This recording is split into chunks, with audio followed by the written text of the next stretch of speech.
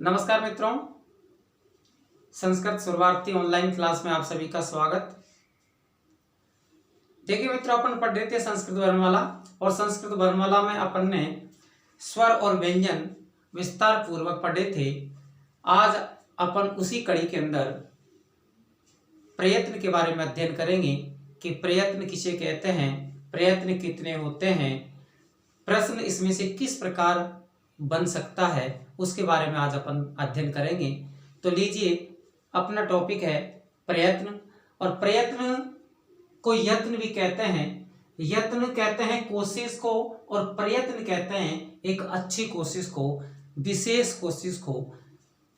परिभाषा अपन कह सकते हैं कि वर्णों के उच्चारण में वाक इंद्रिय द्वारा किए जाने वाले यत्न को प्रयत्न कहते हैं।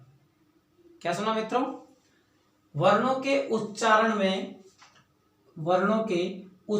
में वाक इंद्रिय द्वारा, वाक इंद्रिय अपनी वाणी वाली इंद्रिया, वाक इंद्रिय द्वारा किए जाने वाले यत्न को प्रयत्न कहते हैं। प्रयत्न की परिभाषा समझ में आई मित्रों? जो अपनी वाक इंद्रिया है उनके द्वारा जो यत्न किया जाता है, जो प्रयास किया जाता है, जो मेहनत की जाती है, उसे हम प्रयत्न कहते हैं। बात अगली आती है कि प्रयत्न के कितने भेद होते हैं। तो देखिए मित्रों, प्रयत्न के भेद कितने होते हैं कि प्रयत्न के दो भेद होते हैं। प्रयत्न के कितने भेद होते हैं? दो भेद होते हैं। तो याद रखें मित्रों, प्रश्न यहां से बनता है कि प्रयत्न के कितने भेद होते हैं। अनेक बार प्रश्न आ गया है कि प्रयत्न के कितने भेद होते हैं। प्रयत्न के दो भेद होते हैं। नंबर 1 आभ्यंतर प्रयत्न और नंबर 2 बाह्य प्रयत्न। प्रयत्न के कितने भेद होते हैं? दो भेद होते हैं। पहला है आभ्यंतर प्रयत्न, नंबर 1 आभ्यंतर प्रयत्न और नंबर 2 बाह्य प्रयत्न। पहला प्रश्न तो ऐसे बन सकता है कि प्रयत्न कितने होते हैं, यत्न कितने होते हैं। तो याद रखें, प्रयत्न दो होते हैं। प्रयत्न को दो भागों में बांटा है। प्रयत्न के दो भेद होते हैं, पहला आभ्यंतर प्रयत्न और दूसरा बाह्य प्रयत्न। अब देखिए मित्रों, बात आती है कि आभ्यंतर प्रयत्न किसे कहते हैं। तो आभ्यंतर प्रयत्न मित्रों, इसको अपन शॉर्ट में पढ़ें तो मानसिक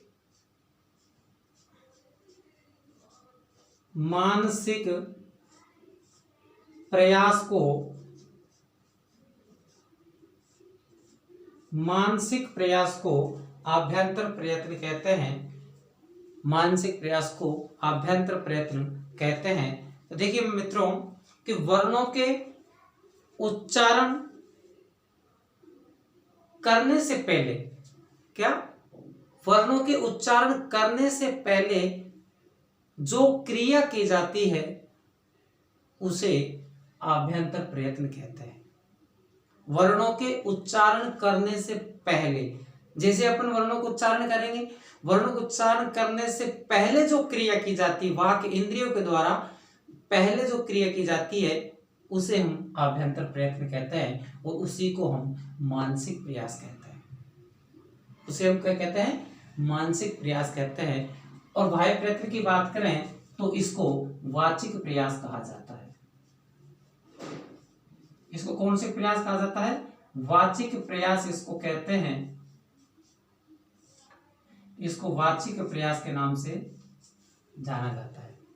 तो याद रखें, आभ्यंतर प्रयत्न वर्णों के उच्चारण करने से पहले जो क्रिया की जाती है उसे आभ्यंतर प्रयत्न कहते हैं, और वर्णों के उच्चारण करने के बाद जो क्रिया की जाती है उसे वाचिक प्रयास कहते हैं, अर्थात उसको बाह्य प्रयत्न कहते हैं।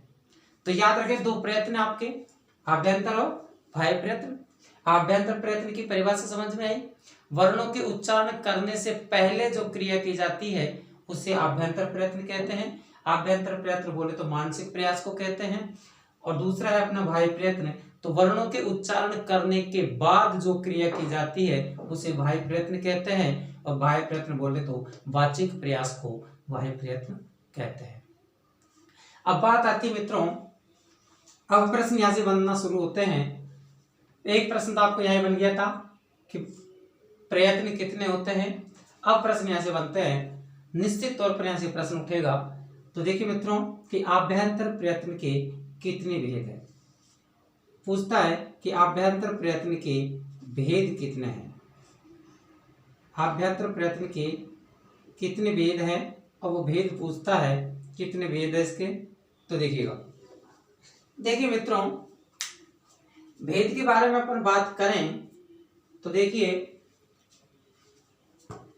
इस आभ्यंतर प्रयत्न के भेद होते हैं पंचधा या चतुर्धा, या तो 5 होंगे या 4 होंगे। अब ऐसा क्यों? तो देखिए मित्रों, अगर आप पाणिनि शिक्षा पढ़ेंगे तो पाणिनि शिक्षा ग्रंथ के अंदर पाणिनि ने आभ्यंतर प्रयत्नों को 5 बताए हैं। और इसी के साथ में अगर अपन अब आप चलते हैं 18वीं शताब्दी में ले चलता हूं आपको, और वहां पर एक विद्वान हुए और विद्वान का नाम था भट्टोजी दीक्षित।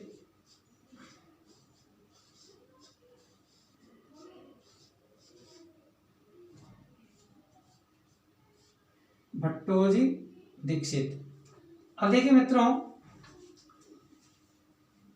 जब भट्टोजी दीक्षित ये कहते हैं कि आभ्यंतर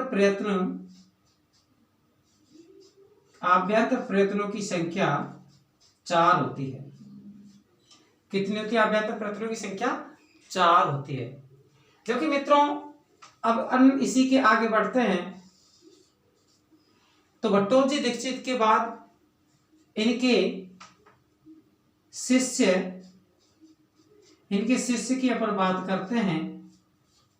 और देखिए मित्रों, भट्टोजी दीक्षित ने 4 जो भेद बताए हैं वो कहाँ बताए? अपने ग्रंथ के अंदर, अर्थात इनका ग्रंथ है सिद्धांत कौमुदी।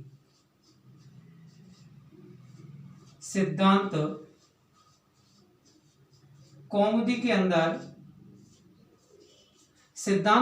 के अंदर भट्टोजी दीक्षित ने आभ्यंतर प्रयत्नों की संख्या 4 बताई है। भट्टोजी दीक्षित के शिष्य वरदराज के अनुसार देखिएगा, वरदराजाचार्य,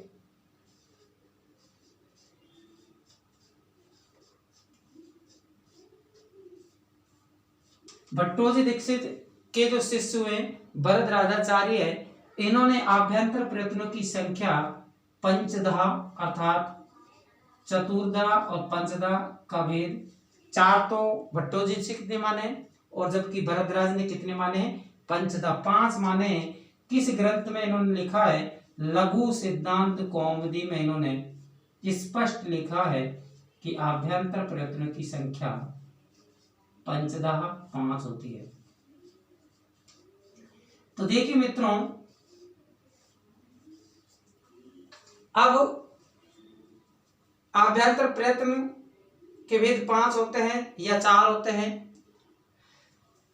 भट्टोजी दीक्षित के अनुसार आभ्यंतर प्रयत्नों की संख्या 4 बताई गई है सिद्धांत कौमुदी के अनुसार, जबकि भट्टोजी दीक्षित के शिष्य वरदराजाचार्य के अनुसार 5 बताए गए हैं लघु सिद्धांत कौमुदी के अनुसार। और अपन पाणिनि शिक्षा के अंदर देखें तो पाणिनि शिक्षा में 5 बताए गए हैं। पाणिनि शिक्षा ग्रंथ के अंदर आभ्यंतर प्रयत्नों की संख्या 5 बताई गई है।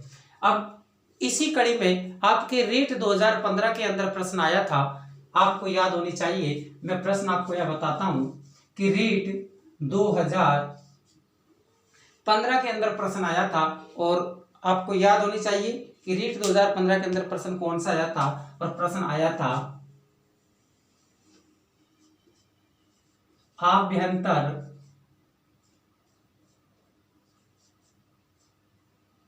आभ्यंतर प्रयत्न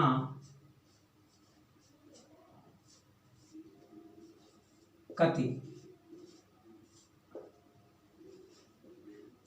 अगर आपको प्रैक्टिकल देखना तो मित्रों 2015 का रीट वाला पेपर निकाल करके देखिएगा कि आभ्यंतर प्रयत्न कति यानी आभ्यंतर प्रयत्न कितने होते हैं। तो ये प्रश्न आपके रीट के अंदर आया था। ऑप्शन दिया था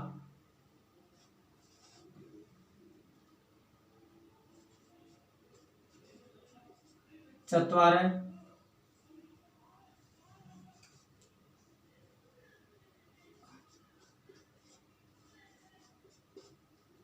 चतुर्धा, दूसरा ऑप्शन दिया था पंचधा, तीसरा ऑप्शन दिया था षट और चौथा ऑप्शन दिया था सप्त। अब मित्रों अब आपके सामने असमंजस वाला प्रश्न दिखाई दे रहा है। अब आप प्रयत्नों के अंदर पढ़ रहे हैं कि प्रयत्न दो होते हैं, आभ्यंतर और बाह्य। अब ये प्रश्न जो पूछा है आभ्यंतर से पूछा है कि आभ्यंतर प्रयत्न कति, आभ्यंतर प्रयत्न कितने होते हैं। तो मित्रों आपके सामने हमारे सामने आभ्यंतर प्रयत्न दो दिखाई दे रहे हैं, अर्थात दो प्रकार से दिखाई दे रहे हैं। एक तो 5 प्रकार के और एक 4 प्रकार के, और दोनों ही ऑप्शन में मौजूद है। अब मित्रों अपन क्या करें, तो देखिए मित्रों 2015 रीट का जो पेपर था, इस प्रश्न के ऊपर सभी को बोनस मिला था और इस प्रश्न को सभी को बोनस दिया गया था। ऐसा क्यों किया गया? 2015 में प्रश्न आया था रीट के अंदर, और 2015 के अंदर ही एक प्रश्न आया था फर्स्ट ग्रेड के अंदर, वो ही इसी में से आया था। और वो प्रश्न ये आया था मित्रों, वो प्रश्न मैं यहां लिखता हूं। वो प्रश्न था लघु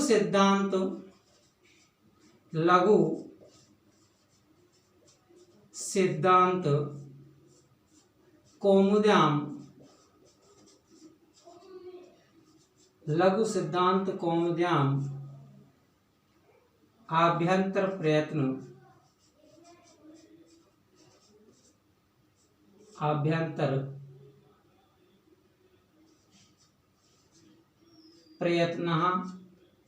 कति, ये प्रश्न था मित्रों। ये प्रश्न आपके 2015 फर्स्ट ग्रेड में आया था कि लघु सिद्धांत कौमुद्याम आभ्यंतर प्रयत्न कति। ऑप्शन थे देखिए मित्रों, पहला ऑप्शन चतुर्धा, दूसरा ऑप्शन था पंचधा, तीसरा ऑप्शन था षट और चौथा ऑप्शन था सप्त। ये आपके प्रश्न आए थे मित्रों 2015 फर्स्ट ग्रेड में आया था मित्रों। पेपर उठा करके देखना कि प्रश्न आया था, तो इसमें तो उन्होंने जो रीट के अंदर प्रश्न आया था, तो माध्यमिक शिक्षा बोर्ड ने इस प्रश्न को डिलीट करके और सभी को बोनस नंबर दिया था, सभी को समान दिया था। क्यों? क्योंकि इस प्रश्न के अंदर जो ऑप्शन थे वो चतुर्थ और पंच दोनों थे, अर्थात दोनों ही यहाँ पर सिद्ध है। और इसके अंदर देखिए अपन लघु सिद्धांत कौमुद्याम आभ्यंतर प्रयत्न कति, तो यहाँ भी 4 दे रखे 5 दे रखे हैं, लेकिन फर्स्ट ग्रेड के अंदर आरपीएससी ने जो इस प्रश्न को राइट माना है वो 5 माना है, अर्थात लघु सिद्धांत कौमुद्याम आभ्यंतर प्रयत्न कति पंचधा। क्योंकि यहाँ पर स्पष्ट दे रखा है कि लघु सिद्धांत कौमुदी के अनुसार आभ्यंतर प्रयत्न कितने होते हैं, पंचधा होते हैं। देखिए मित्रों वरदराजाचार्य ने कितने माने? 5। किसके अंदर माना है? लघु सिद्धांत कौमुदी के अंदर माना है। तो लघु सिद्धांत कौमुदी के अंदर यहाँ पूछा गया था कि लघु सिद्धांत कौमुदी में आभ्यंतर प्रयत्न कितने होते हैं? पंचधा होते हैं, 5 प्रकार के होते हैं। तो इस प्रकार से मित्रों याद रखें, अपन को किसी भी प्रकार का कोई प्रश्न पूछें, अगर वो नाम देकर के पूछता है तो कोई दिक्कत वाली बात है ही नहीं। अगर नाम नहीं देता है, किसी का भी नाम नहीं देता है। मित्रों जैसे यहाँ पर है आभ्यंतर प्रयत्न कति, आभ्यंतर प्रयत्न कितने होते हैं, तो याद रखें मित्रों यहाँ पर अपन को पंचदा ही करना है, 5 ही करना है। अगर नाम नहीं देता है तो अपन को 5 करना है, अगर नाम दे देता है उसके अनुसार अपन को उत्तर। जैसे मान के चल भट्टोजी दीक्षित ने 4 माने हैं, अगर यहाँ पर लिख देता कि भट्टोजी दीक्षित आभ्यंतर प्रयत्न कति, तो अपन 4 पर राइट कर देते, क्योंकि वहां पर नाम दे दिया इसलिए। यहाँ पर लघु सिद्धांत कौमुदी ग्रंथ का नाम दे दिया इसलिए अपन यहाँ पर 5 कर दिए। अगर नाम नहीं देता है, किसी का भी नाम नहीं देता है, वो पूछता है कि आभ्यंतर प्रयत्न कति, तो याद रखें मित्रों आपको आभ्यंतर प्रयत्न की संख्या 5 करनी है। कितनी करनी है? 5 करनी है। आभ्यंतर प्रयत्नों की संख्या 5 करनी है।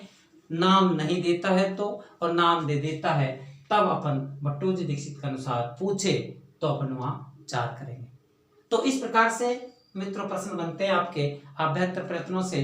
और आभ्यंतर प्रयत्न कौन कौन से होते हैं उसके बारे में अपन बात करते हैं। अगर किसी ने नहीं लिखा हो तो स्क्रीनशॉट ले सकता है।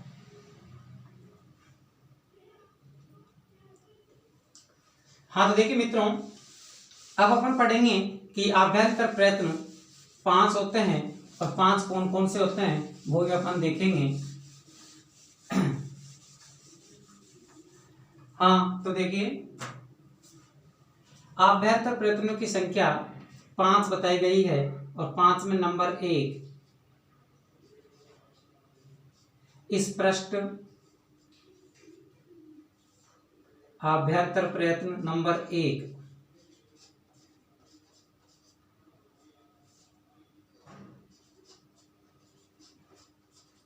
स्पष्ट आभ्यंतर प्रयत्न नंबर 1 और नंबर 2 ईषद या ईषद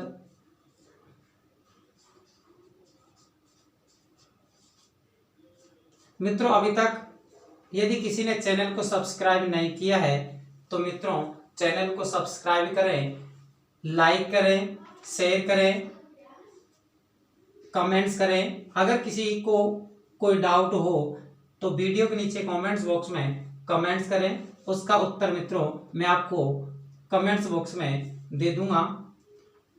पहला आभ्यंतर प्रयत्न है अपना स्पष्ट आभ्यंतर प्रयत्न, दूसरा है ईषद स्पष्ट आभ्यंतर प्रयत्न,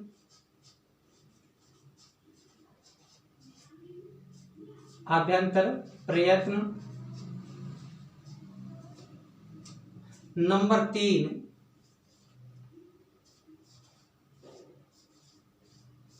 विवृत आभ्यंतर प्रयत्न,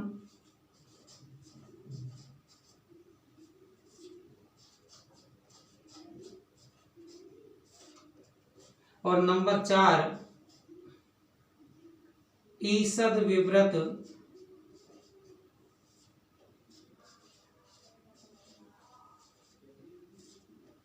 आभ्यंतर प्रयत्न।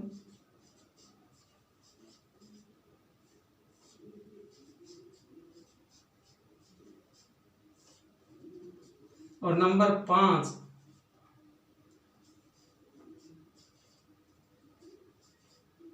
समृद्ध आभ्यंतर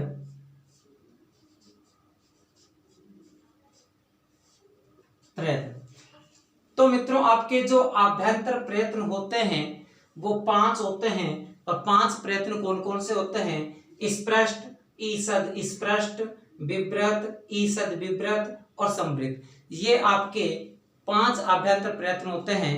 तो देखिए मित्रों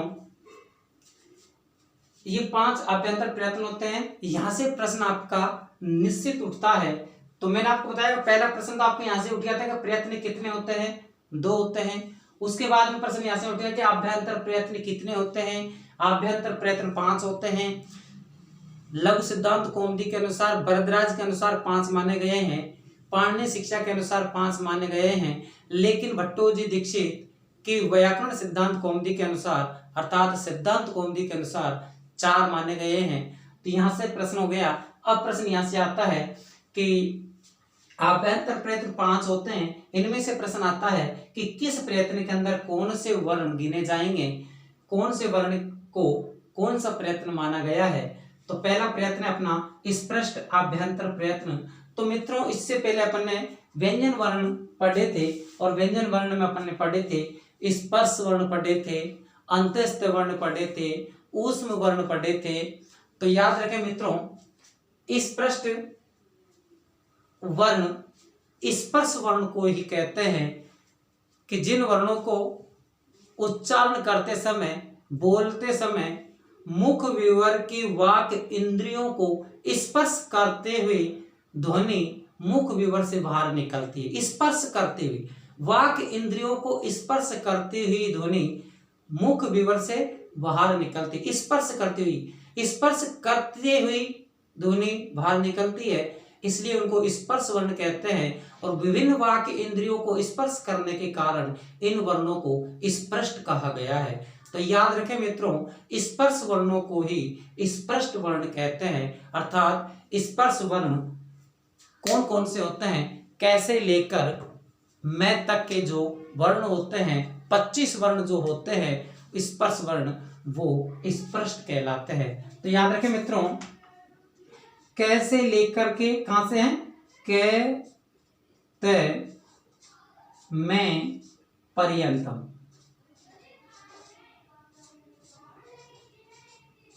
कहते मैं पर्यंतम अर्थात कैसे लेकर मैं तक के जो वर्ण होते हैं वो स्पष्ट के अंदर कहलाते हैं।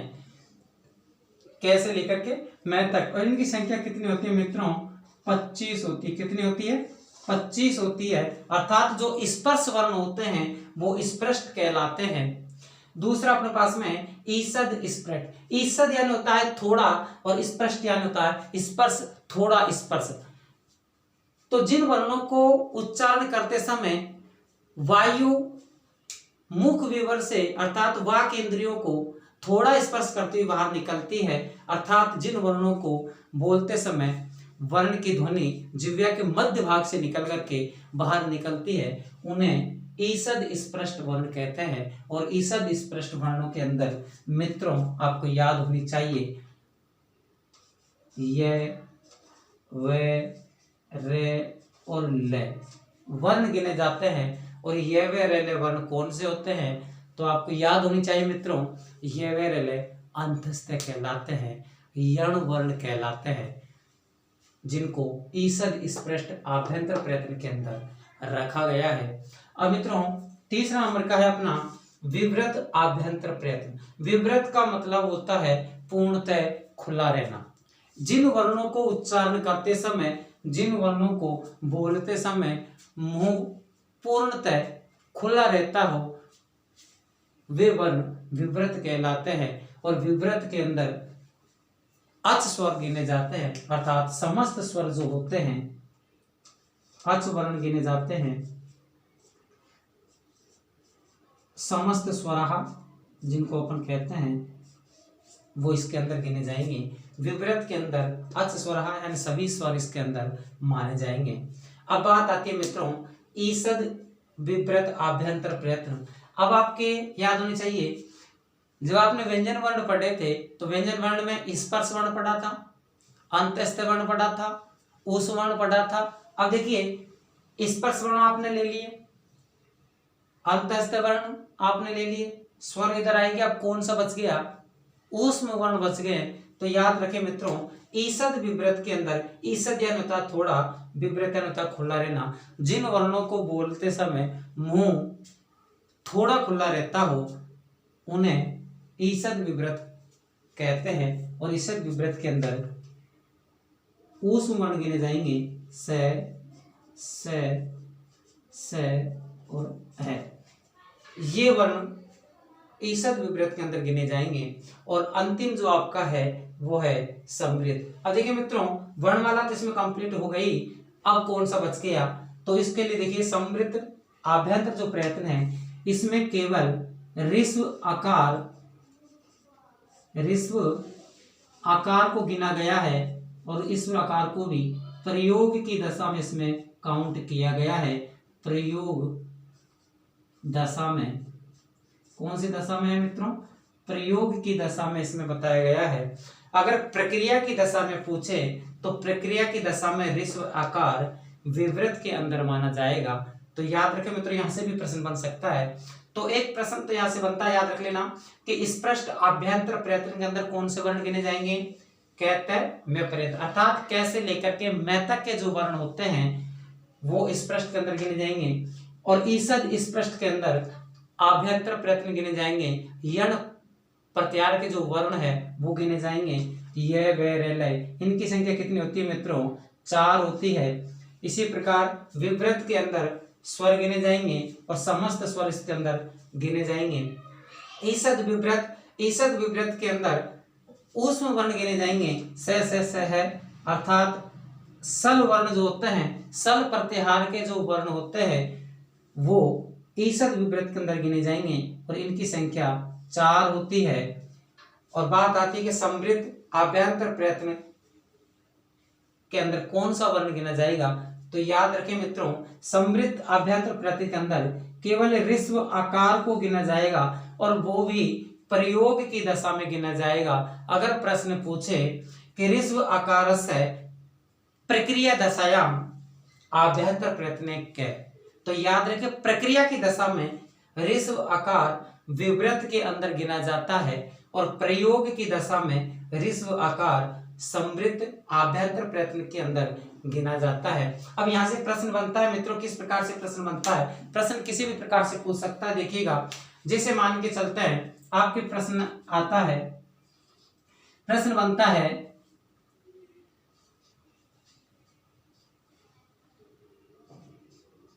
से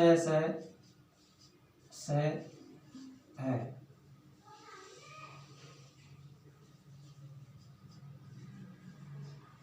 आभ्यंतर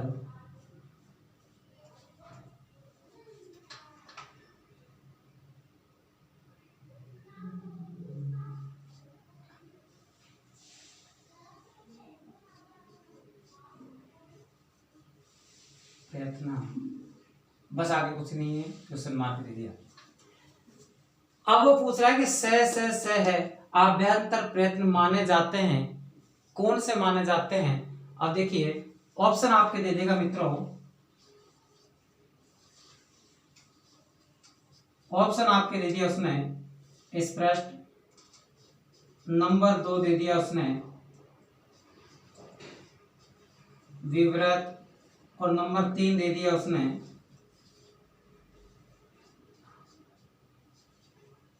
ईसद विवृत, और नंबर 4 दे दिया आपको ईसद स्पष्ट। अब इस प्रकार के प्रश्न देगा मित्रों कि से है आभ्यंतर प्रयत्न। अब वो पूछ रहा है कि से आभ्यंतर प्रयत्न किस में माने गए हैं? तो मित्रों आपको याद होनी चाहिए से है आभ्यंतर प्रयत्न। इधर देखिएगा, से है आभ्यंतर प्रयत्न है, किसके अंदर है? ईसद विवृत आभ्यंतर प्रयत्न के अंदर से गिने जाते हैं।